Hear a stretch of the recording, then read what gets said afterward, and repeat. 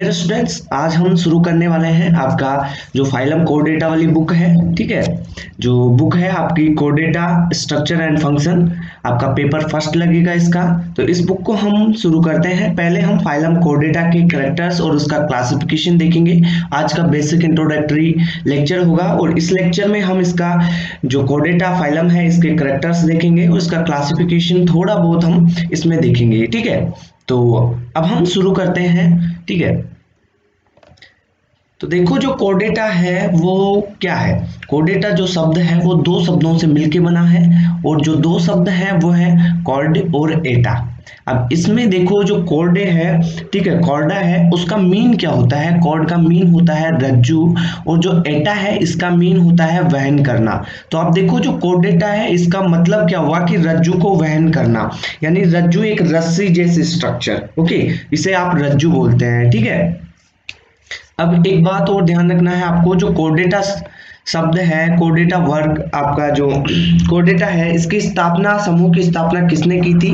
एक बाल्फोर नाम का साइंटिस्ट था, इसने 1880 में इसकी स्थापना की थी। ओके, अब इसके मेन लक्षण हम देखने वाले हैं। इसके जो मेन लक्षण है वो चार लक्षण हम देखेंगे। उसमें है पहला प्रेजेंस ऑफ नोटोकोड, दूसरा है presence of dorsal nerve cord, third है presence of pharyngeal gill slits and fourth है ए पोस्ट एनल टेल। इनमें से इन चार को आप मेन फंडामेंटल करेक्टर्स मानते हैं कोर्डेटा के। ठीक है, तो इनको आपको याद रखना पड़ेगा। इसमें देखिए पहला अपन पढ़ते हैं प्रेजेंस ऑफ नोटोकोड। अब देखो कोर्डेटा होगा, उसको उसके शरीर में जीवन के किसी न किसी स्टेज में उसमें नोटोकोड प्रेजेंट होगी।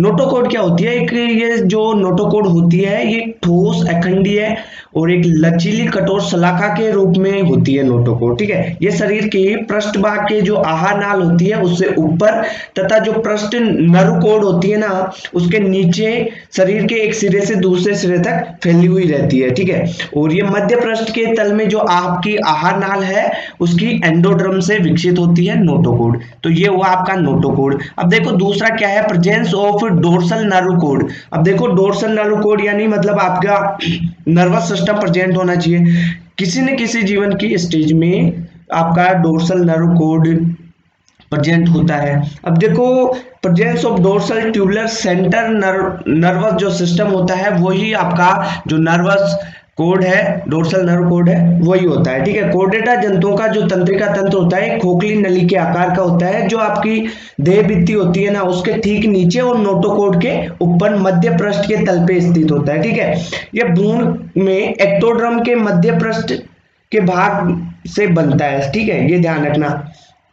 अब देखो आप presence of pharyngeal Gill. Pharyngeal gills आप देखे होंगे, ये फेरेंजियल गिल्स मेन कोर्डेटा के लक्षण है, तो इनको आपको याद रखना है। फेरेंजियल गिल्स हैं, ये जीवन की किसी न किसी स्टेज में सारे कोर्डेट्स में पाए जाते हैं। ठीक है, सभी कोर्डेट्स जंतुओं के जीवन की किसी न किसी प्रावस्था में जो आपकी फेरेंजियल गिल स्लिट्स है, जिन्हें आप ग्रसनी क्लोम दरारें बोलते हैं, ये अवश्य पाई जाती है। और ये आहार नाल के अगले भाग की जो पार्श्व दरारें हैं उसमें युगल छिद्रों के रूप में ये पाए जाते हैं। ठीक है, भ्रूण अवस्था में जो क्लोम छिद्र होते हैं ग्रसनी के एंडोड्रम की बाहर की ओर उभरने लगते हैं तथा एंडोड्रम के भीतर की ओर धंसने की जो की क्रिया करते हैं ये। ठीक है, अब देखो एक चीज ध्यान रखना, जो सिफेलोकोर्डेटा होते हैं, एम्फिओक्सिस होते हैं, उसमें पूरे जीवन भर ये आपके फेरेंजियल गिल स्लिट होते हैं वो पाए जाते हैं। ठीक है, और जो मछलियां होती है, अब मछलियों में फेरेंजियल जो गिल स्लिट होते हैं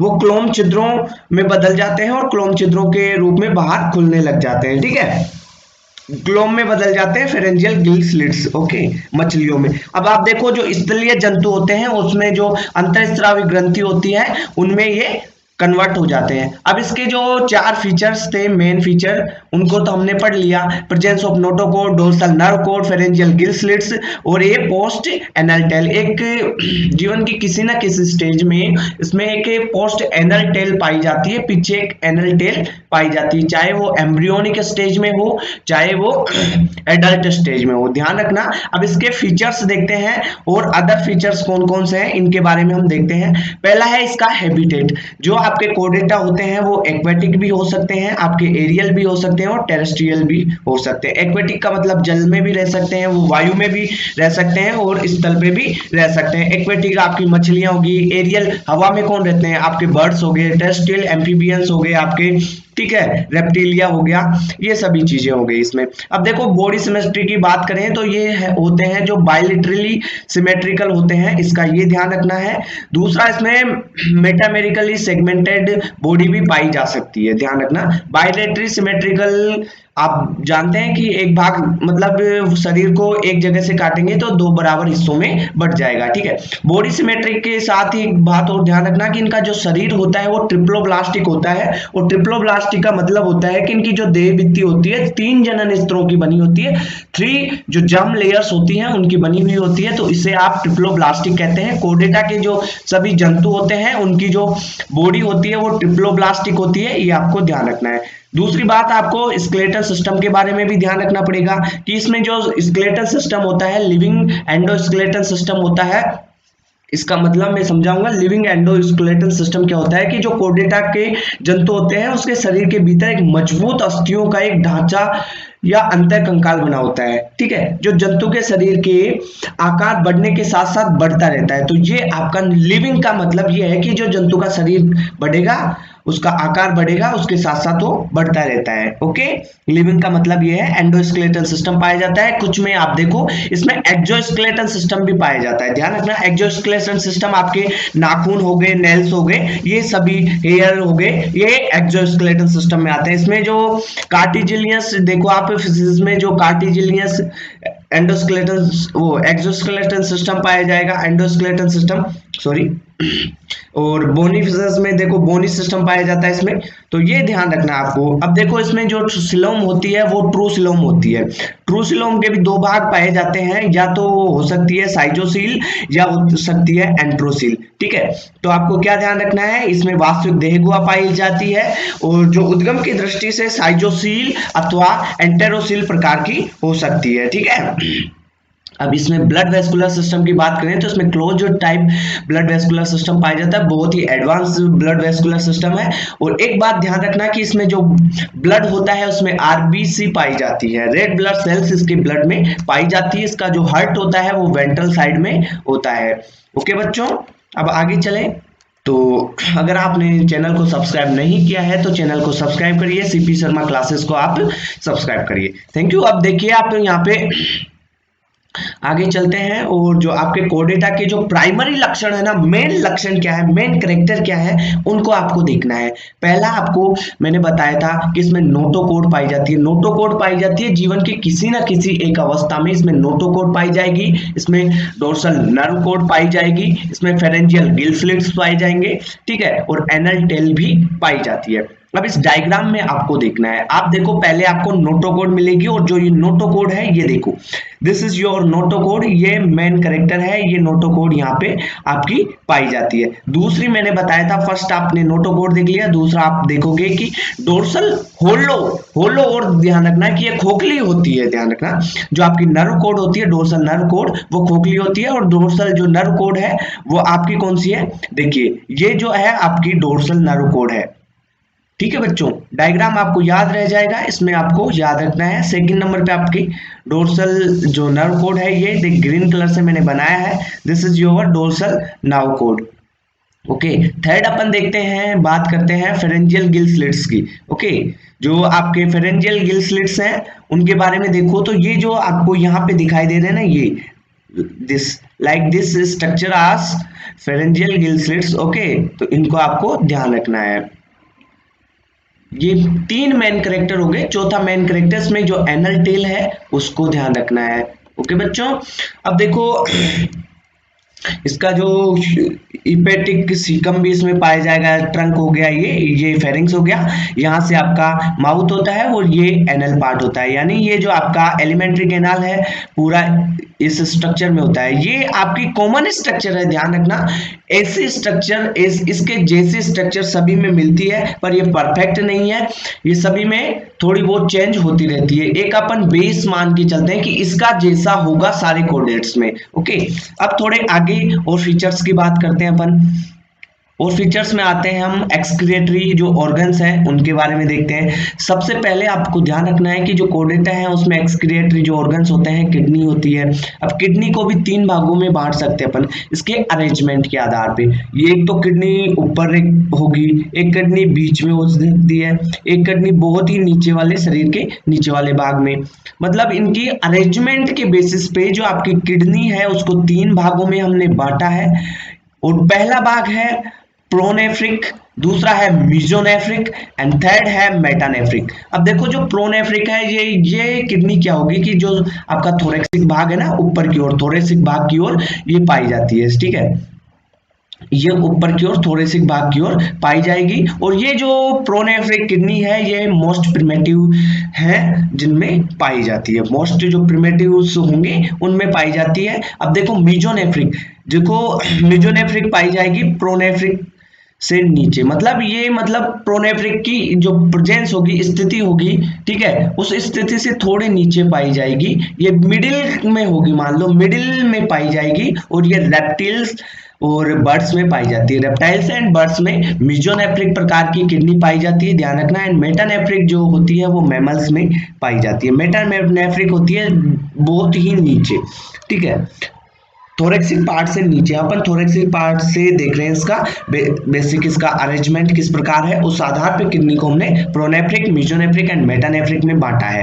अब थोड़ा आगे चलते हैं तो इसमें देखते हैं कि जो आपका हिपेटिक पोर्टल होता है वो पाया जाता है कोर्डेटा में। हिपेटिक पोर्टल सिस्टम पाया जाता है। हिपेटिक पोर्टल सिस्टम क्या है कि ये वेंस और आर्टरीज का एक जाल होता है। इसमें क्या होता है, इंटेस्टाइन से आप ग्लूकोज लोगे और वो हिपेटिक में जाता है। हिपेटिक का मतलब है आपका लीवर में, लीवर के जो सेल्स होती हैं उन्हें आप हिपेटिक सेल्स बोलते हैं ना, तो ये वही सिस्टम है, ध्यान रखना। इंटेस्टाइन से ग्लूकोज जाएगा लीवर में, लीवर से फिर वो जाता है ब्लड, जो आपका हार्ट है ब्लड है वहां पे चले जाता है। तो ये आपको ध्यान रखना है कि कोर्डेटा में हिपेटिक पोर्टल सिस्टम पाया जाता है। एंड एक बात और ध्यान रखना है कि इसमें यूनिसेक्सुअल पाया जाता है। मतलब यूनिसेक्सुअल का मतलब आप मान सकते हैं सेक्सुअल डायमॉर्फिज्म होती है, यानी मेल अलग होगा एंड फीमेल अलग होगा, राइट। मेल अलग होता है एंड फीमेल अलग होता है। इसमें देखो ए पोस्ट एनल टेल, इसके बारे में बता चुका हूं कि जीवन की किसी ना किसी अवस्था में एनल टेल इसमें पाई जाती है। नर्वस सिस्टम इसका वेल डेवलप्ड होता है। बहुत ही इंपॉर्टेंट है कि आपको ध्यान रखना है कि इसका जो नर्वस सिस्टम होता है वेल डेवलप होता है एंड होलो होता है।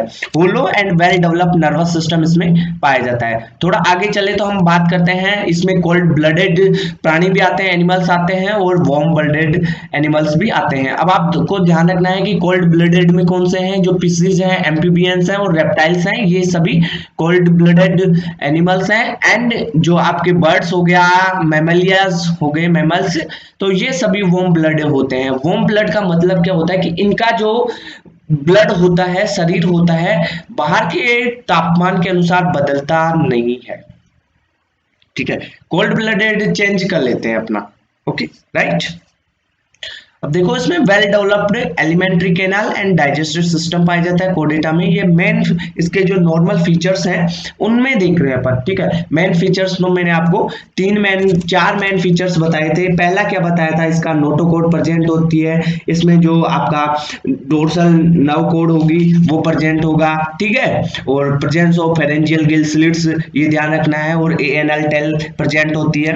अब इसके आगे हम इसके कोर्डेटा का क्लासिफिकेशन पढ़ेंगे, और क्लासिफिकेशन में आप थोड़ा सा इसको आपको बेसिक आइडिया देता हूं।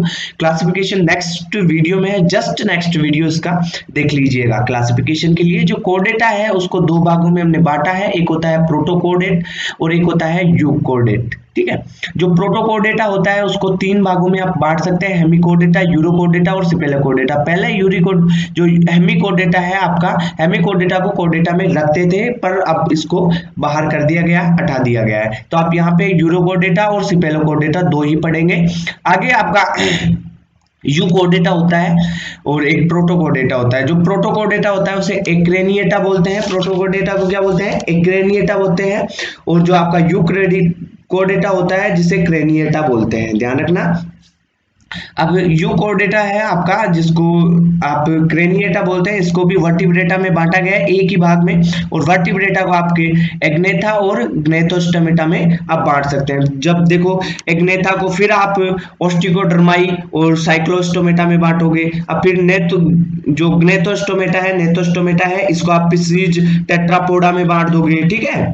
तो इस प्रकार अब टेट्रापोडा को आप बांट दोगे एम्फीबिया, रेप्टिलिया, एविड्स, इस प्रकार सारा क्लासिफिकेशन हम नेक्स्ट वीडियो में पढ़ने वाले हैं। और क्लासिफिकेशन के साथ आपको एग्जांपल्स ट्रिक से याद करवा दिए जाएंगे, साथ में जो इसके कैरेक्टर्स हैं, फीचर्स हैं, जैसे आप प्रोटोकोर्डेटा के क्या फीचर हैं, यूकोर्डेटा के क्या फीचर हैं, इन सभी को भी ट्रिक से आपको याद करवा दिया जाएगा। सो गाइस सब्सक्राइब कर लीजिएगा चैनल को, क्योंकि ये पूरी जो कोर्डेटा का बुक है, फर्स्ट पेपर है आपका, इसी चैनल पे पढ़ाया जाएगा। So thank you guys, subscribe करिए CP Sharma classes BSc, MSc और नीट के लिए। Thank you guys, thank you so much.